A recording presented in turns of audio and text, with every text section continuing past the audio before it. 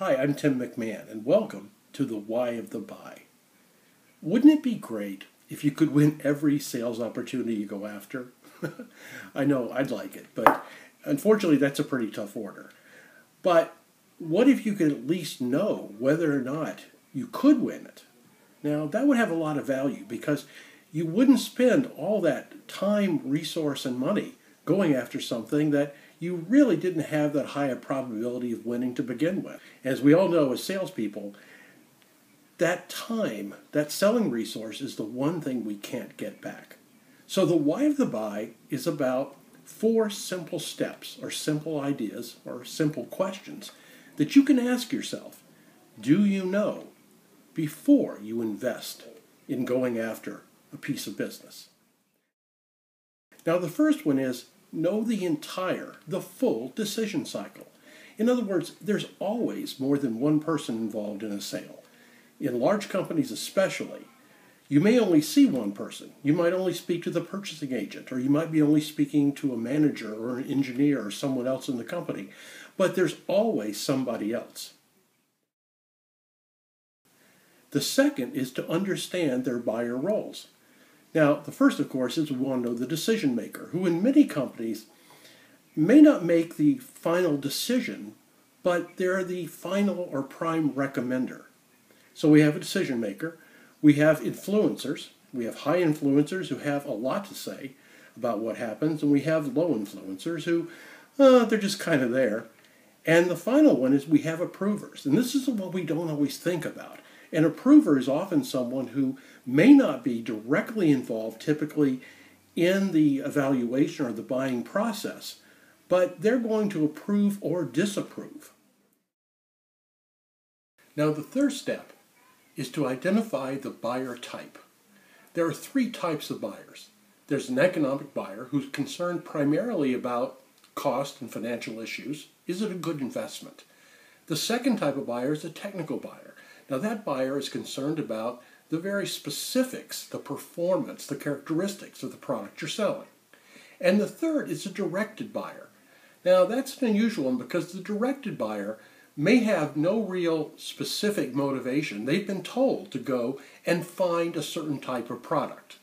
So in other words, they're looking for something that they've been directed to find as the best fit.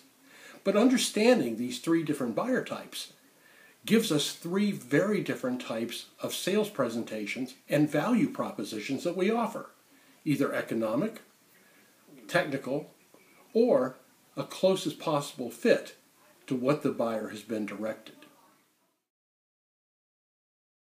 Now our 4th step, and this is where it all really comes together, this is the step called SOA. Now that stands for Supporter, Open, Against. When you know all your buyers, you understand the buying process, you know the roles they play, you know how they're motivated, economic, technical, or directed. Now you have to ask yourself a question. Looking at each one of them, are they a supporter currently? Are they open? Or are they against us?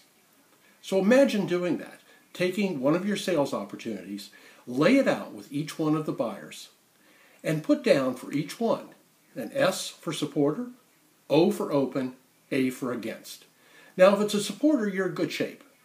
An open buyer, well, we want to put together a sales strategy to move that person from open status to supporter.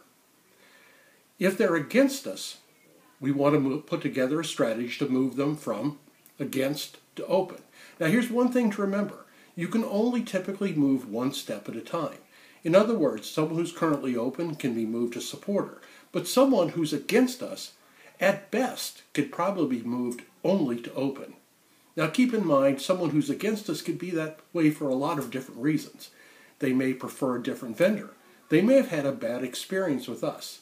But here's the key thing.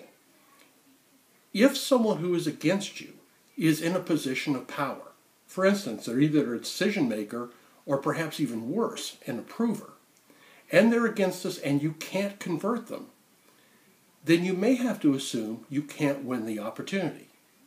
I remember a sales situation where I had worked with a group of engineers, and each one of them, definitely one of my supporters. I worked with the next line of managers. They were open, but I was able to move them to be my supporters. But at the very end, I found out that the prime person who was the approver was dead set against my company. It wasn't personal. It was based on a previous experience and a preference for a different vendor. So there was, no matter what I did, there was no way that I was ever going to move that person to be an open or a supporter. Now, if I had known that early on in the sales cycle, I might have either decided not to pursue, or I might have targeted my most important and focused sales efforts towards selling to see if I could move that person to become at least open. Hopefully this will help you some more. Good luck and good selling. I'm Tim McMahon. Thanks for joining me on The Why of the Buy.